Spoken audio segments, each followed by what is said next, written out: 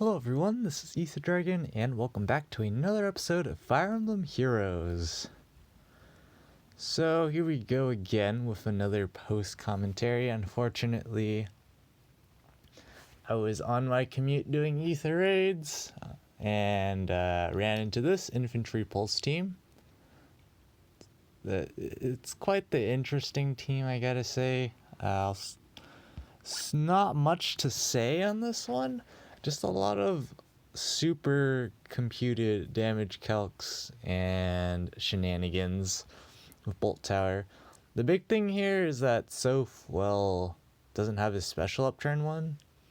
And we're basically going to abuse the AI like usual with the idea of hit and run. And I have everything calculated so that we get the exact one shot on the Blue Mage Micaiah. Let me just pause the video here. Blue Mage Micaiah, because the Bolt Tower is going to drop her down to 11 HP, and so I can actually get Nino through low attack res to one-shot Micaiah without needing, I believe, Caden in range, which is pretty nice. And so that allows us to go for the hit and run play. And of course, Brave Micaiah has the ground orders, I believe, but it just turns out that this team does not have super strong punish game if they get one round KO'd. There's not much to teleport to, if you know what I mean. So here, I accidentally deviated from my plan. I meant for Nino to actually break the cauldron, so I'm just making sure here that it doesn't actually matter, and it doesn't. That would have been quite the costly mistake if I goofed like that, but it turns out it works out in the end. So we just get rid of the catapult here, and now we're getting set up to buff Nino, and it doesn't really matter where we put our Smite Air, the 45 HP not plus 10 one. Simply because low attack res kind of just memes that. And of course, we're getting debuffed by Dark Shrine. I was also calculating the matchup against Brave Micaiah, and because of Light of Dawn or whatever it's called, then Brave Micaiah actually, I believe, can live one shot from Nino. I'm just going to pause here because it is a short clip.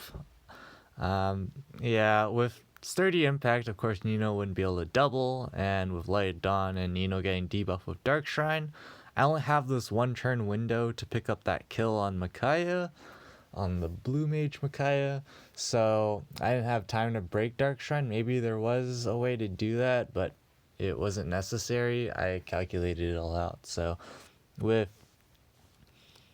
Distant Guard and Silver Goblet on Renea, I believe Brave Micaiah was able to live by a small margin, but with how things turn out, I can actually manipulate the AI here. Of course, Soph moves first because he has no assist, and the rallies go around, which is kind of weird, but I'm not entirely sure why some of these things happened, but you can see there that we're barely picking up the kill on Brave Micaiah, even though Renea is not in range.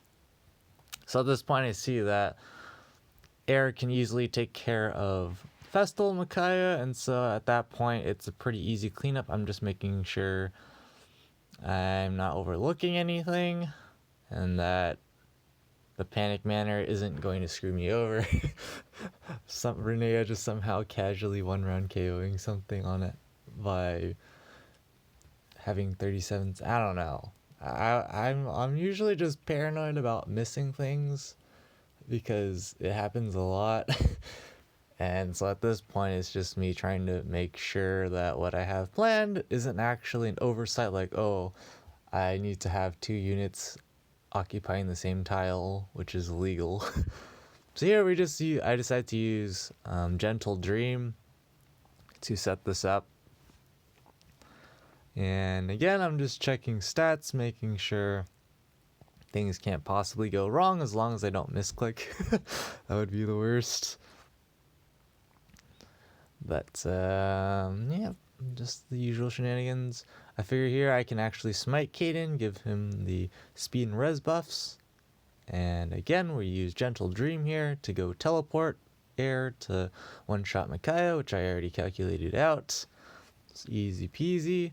And Ellawood, bye-bye. And so at this point I can actually break the panic manner of Caden, so he can just clean up for me at that point. And here I'm like trying to get Caden to one round KO Renea for the dank SP. And so there we go.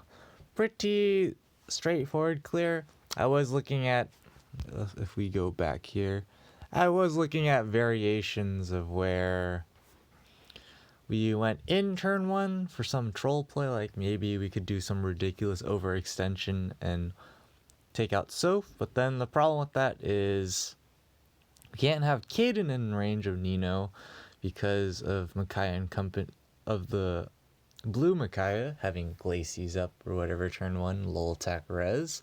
Not a great idea. Like, even if we were to live that, then she would get danced. So, clearly not the smartest thing to do there. And, of course, the Festival Micaiah has TA, so she's likely to attack first or whatever, so then she doesn't die.